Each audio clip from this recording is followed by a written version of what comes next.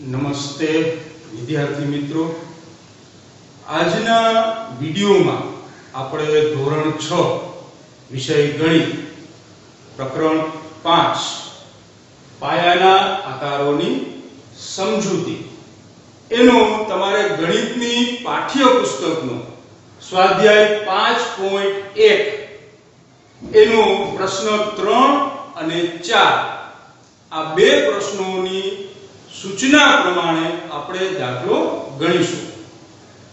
હવે પ્રશ્ન 3 આપણે ગણીએ એની પહેલા આની અગાઉના વિડિયોમાં આપણે ભણી ગયા કે કોઈ પણ રેખાખંડ હોય એના ઉપર કોઈ બિંદુ આવેલું હોય તો એ બિંદુથી એ રેખાખંડના બે ભાગ પડે, એટલે કે બે કટકા થાય। એ બે ભાગનો સરવાળો એ એના મૂળ રેખાખંડ જેટલો થાય। આ આપણે અગાઉના વિડિયોમાં ભણી ગયા। એ જ નિયમનો ઉપયોગ આપણે પ્રશ્ન 3 માં કરવાનો છે। પહેલા આપણે સૂચના સમજીએ। કોઈ રેખાખંડ દોરી તેને રેખાખંડ AB કહો। કોઈ બિંદુ C ને A અને B વચ્ચે રેખાખંડ પર દર્શાવો। રેખાખંડ AB, રેખાખંડ BC અને રેખાખંડ AC ની લંબાઈ માપો। શું AB બરાબર AC વત્તા BC છે? વિદ્યાર્થી મિત્રો, સૌપ્રથમ આપણે આકૃતિ દોરીશું, ત્યાર પછી આપણને વ્યવસ્થિત દાખલો સમજાશે। પહેલા તો આપણે રેખાખંડ AB દોરવાનું કીધું છે, એટલે આપણે અહીંયા રેખાખંડ AB દોરીશું। આ રેખાખંડ AB, એના ઉપર કોઈ બિંદુ C લેવાનું છે જે A અને B વચ્ચે હોય, એટલે બિંદુ A અને B ની વચ્ચે, એટલે કે રેખાખંડ AB ઉપર આપણે બિંદુ C લઈશું। હવે આપણે સાબિત શું કરવું છે આ પ્રશ્નમાં? તો આપણે સાબિત એવું કરવાનું છે કે રેખાખંડ AB ની જે B ઉપર છે, એટલે બિંદુ C થી રેખાખંડ AB ના બે ભાગ થાય। એક ભાગ રેખાખંડ AC અને બીજો ભાગ રેખાખંડ BC। તો આ બે ભાગનો જે સરવાળો છે, એટલે કે રેખાખંડ AC અને રેખાખંડ BC, એ બે ભાગનો સરવાળો એ મૂળ રેખાખંડ, અહીંયા આપણે રેખાખંડ AB ને મૂળ રેખાખંડ કહેવાય, એના જેટલો થાય છે। આપણે આને સમજવા માટે આપણે માપ લઈશું। આપણે રેખાખંડ AB છે એનું માપ આપણે 12 સેન્ટીમીટર લઈએ। રેખાખંડ AC નું માપ છે આપણે 8 સેન્ટીમીટર લઈશું અને રેખાખંડ BC નું માપ છે એ 4 સેન્ટીમીટર લઈશું।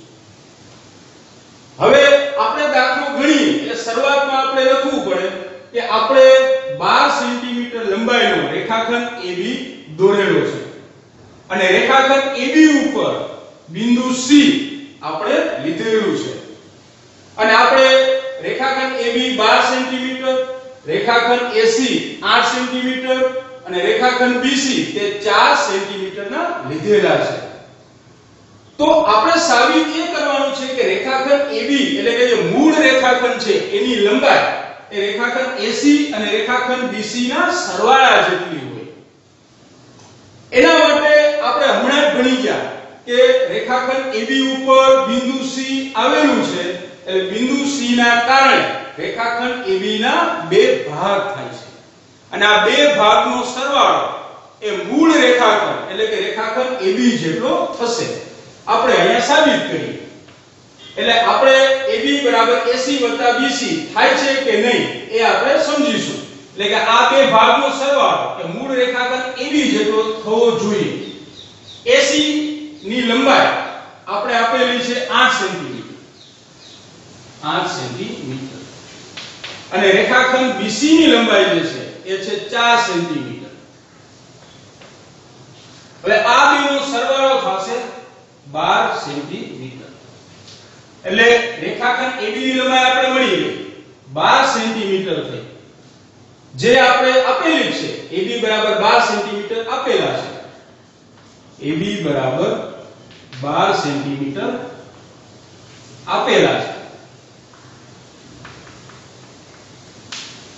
એટલે આપણે અહીંયા સમજી શકાય કે રેખાખંડ AB ઉપર બિંદુ C આવેલું છે એના કારણે રેખાખંડ AB ના બે ભાગ થયા અને એ બંને ભાગનો સરવાળો એ મૂળ રેખાખંડ AB જેટલો થાય છે. એટલે આપણે અહીં લખીશું કે અહીં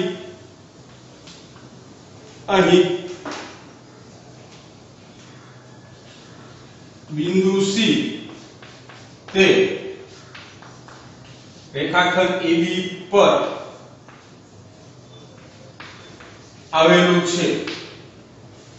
તેથી એટલે એના કારણે AB બરાબર AC વત્તા BC થાય છે. તો આવી રીતે આકૃતિ દોરી અને આપણે દાખલો ગણ્યો. હવે પ્રશ્ન 4, રેખા પર ત્રણ બિંદુઓ A, B અને C છે. જો AB બરાબર 5 સેન્ટીમીટર, BC બરાબર 3 સેન્ટીમીટર, AC બરાબર 8 સેન્ટીમીટર હોય તો કયું બિંદુ બાકીના બેની વચ્ચે હશે? વિદ્યાર્થી મિત્રો હંમેશા યાદ રાખજો, આપણે અહીંયા ત્રણ રેખાખંડ આપેલા છે, રેખાખંડ AB, રેખાખંડ BC અને રેખાખંડ AC. એની આપણે આકૃતિ દોરવાની છે અને આપણે એવું કીધું છે કે કયું બિંદુ વચ્ચે હશે. આ દાખલો ગણીએ એની પહેલા તમને એક વસ્તુ સમજવી જરૂરી છે કે જે રેખાખંડ મોટો હોય લંબાઈમાં એ રેખાખંડના બિંદુ ક્યારેય પણ વચ્ચે ના હોય. તમે અહીંયા જોઈ શકો રેખાખંડ AB ની લંબાઈ 5 સેન્ટીમીટર, રેખાખંડ BC ની લંબાઈ 3 સેન્ટીમીટર, રેખાખંડ AC ની લંબાઈ 5 સેન્ટીમીટર છે. તો કયું બિંદુ બાકીના બેની વચ્ચે હશે? તો આનો જવાબ પ્રશ્નમાં જ છે. અહીં સૌથી મોટો રેખાખંડ AC છે. AC ની લંબાઈ 8 સેન્ટીમીટર છે. એટલે રેખાખંડ AC ની લંબાઈ 8 સેન્ટીમીટર હોવાથી રેખાખંડ AC ના બિંદુઓ બિંદુ A અને બિંદુ C એ ક્યારેય પણ વચ્ચે નહીં હોય. તો આપણે સમજી શકીએ તો વચ્ચે કયું બિંદુ હશે? તો બાકી રહ્યું બિંદુ B. એટલે રેખાખંડ AC ની વચ્ચે બિંદુ B હશે. એટલે કે બિંદુ B એ બિંદુ A અને બિંદુ C ની વચ્ચે આવેલું બિંદુ છે. તો આ સમજવા માટે આપણે આ જ નિયમનો ઉપયોગ કરીશું કે જો બિંદુ B વચ્ચે હોય તો એનાથી જે મૂળ રેખાખંડ AC છે એના બે ભાગ થાય, રેખાખંડ AB અને રેખાખંડ BC. અને એ બે ભાગ થાય એ બે ભાગનો સરવાળો એ મૂળ રેખાખંડ જેટલો થાય. તો આપણે વિદ્યાર્થી મિત્રો દાખલો ગણીશું એટલે વધુ ખબર પડશે. એટલે અહીં આપણે સૌથી પહેલા લખીશું કે આપેલ રેખા પર માગ્યા મુજબ રેખાખંડ AC 8 સેન્ટીમીટર લંબાઈનો છે. એટલે પહેલા તો આપણે આકૃતિ દોરવી પડશે, પછી ખ્યાલ આવશે. એટલે સૌથી પહેલા આપણે રેખા દોરવાની છે. એટલે આપણે આ રેખા દોરીએ. એ રેખા પર માગ્યા મુજબ રેખાખંડ AC એની લંબાઈ આપણે આપેલી છે. AC ની લંબાઈ 8 સેન્ટીમીટર છે. એટલે આ AC ની લંબાઈ છે તે 8 સેન્ટીમીટર લંબાઈ છે. બરાબર. એના પછી આપણે અહીંયા લખતા જશું, આકૃતિ દોરતા જશું કે અહીં આપેલ રેખા પર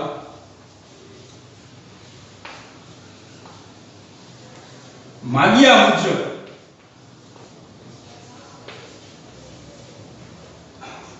સેન્ટીમીટર લંબાઈનો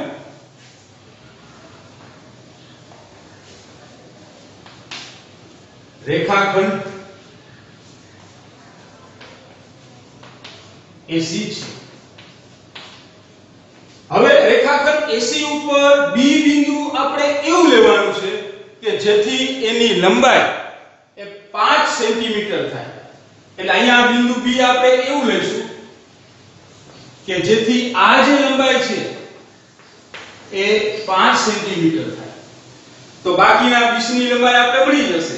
આપણે રકમ આપેલી છે કે BC ની લંબાઈ 3 સેન્ટીમીટર. એટલે આપણે અહીં નીચે લખીશું કે અહીં રેખાખંડ AC પર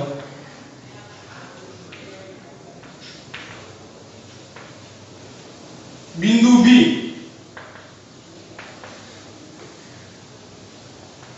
એવું લઈશું જેથી રેખાખંડ AB ની લંબાઈ 5 સેન્ટીમીટર થાય.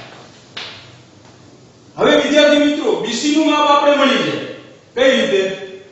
તો BC બરાબર રેખાખંડ BC બરાબર આપણે આટલા કટકો શોધવું હોય તો મૂળ રેખાખંડ AC છે એટલે મૂળ રેખાખંડ AC એમાંથી રેખાખંડ AB ને બાદ કરી નાખું એટલે મને રેખાખંડ BC નું માપ મળી જશે. રેખાખંડ AC ની લંબાઈ આપણે 8 સેન્ટીમીટર આપેલી છે એટલે 8 સેન્ટીમીટર એમાંથી રેખાખંડ AB 5 સેન્ટીમીટર બાદ કરું એટલે મને BC નું માપ મળી જશે. BC થશે 3 સેન્ટીમીટર. આવી રીતે તો રેખાખંડ BC નું માપ મને મળી ગયું 3 સેન્ટીમીટર. હવે આપેલ આકૃતિમાં તમે જોઈ શકો કે મૂળ રેખાખંડ AC છે. રેખાખંડ AC ઉપર બિંદુ B આવેલું છે એના કારણે રેખાખંડ AC ના બે ભાગ થાય. એક ભાગ રેખાખંડ AB અને બીજો ભાગ રેખાખંડ BC અને આ બે ભાગનો સરવાળો એ મૂળ રેખાખંડ AC જેટલો થશે. એટલે આપણે એ સાબિત કરીશું. એટલે આપણે અહીં લખીશું આપણે અગાઉના દાખલામાં આપણે ભણી ગયા એ રીતે જ આપણે અહીંયા દાખલો ગણવાનો છે. એટલે અહીં આપણે લખીશું કે અહીં B બિંદુ તે રેખાખંડ AC ઉપર આવેલું છે. આથી શું થશે? રેખાખંડ AC ના બે ભાગ થાય એટલે AC બરાબર રેખાખંડ AB વત્તા રેખાખંડ BC એટલે AB ની લંબાઈ છે એ આપણે 5 સેન્ટીમીટર છે અને BC ની લંબાઈ છે એ 3 સેન્ટીમીટર છે. એટલે આપણે રેખાખંડ AC ની લંબાઈ મળી ગઈ 8 સેન્ટીમીટર. એટલે આનો મતલબ એ થયો કે આ બે રેખાખંડ AB અને રેખાખંડ BC આ બે રેખાખંડનો સરવાળો 8 સેન્ટીમીટર છે. એટલે 8 સેન્ટીમીટર થયો એનો મતલબ એ થયો કે બિંદુ B એ રેખાખંડ AC ની વચ્ચે આવેલું બિંદુ છે. આથી બિંદુ B એ રેખાખંડ AC ઉપર આવેલું હોવાથી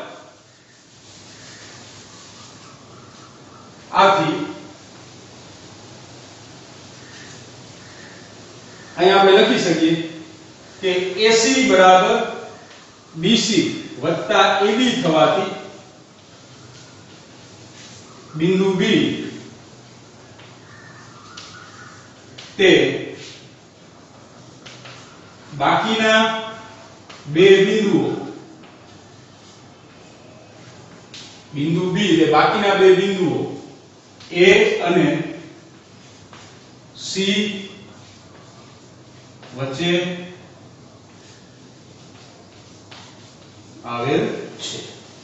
તો વિદ્યાર્થી મિત્રો અહીંયા આપણે એક જ નિયમનો ઉપયોગ કર્યો કે કોઈ રેખાખંડ ઉપર એટલે કે રેખાખંડ AC ઉપર બિંદુ B આવેલું છે એના કારણે મૂળ રેખાખંડ AC એના બે ભાગ થયા રેખાખંડ AB અને રેખાખંડ BC અને આ બે ભાગનો સરવાળો એ મૂળ રેખાખંડ AC જેટલો થાય એટલે કે 5 ને 3 8 થાય.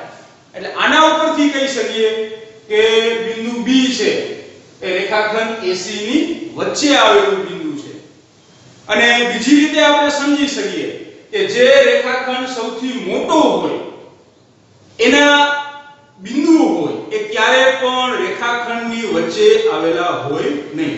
તો તમે વિડિયો વારંવાર જોશો તમારી જાતે પ્રયત્ન કરશો તો તમને સરસ આવડી જશે.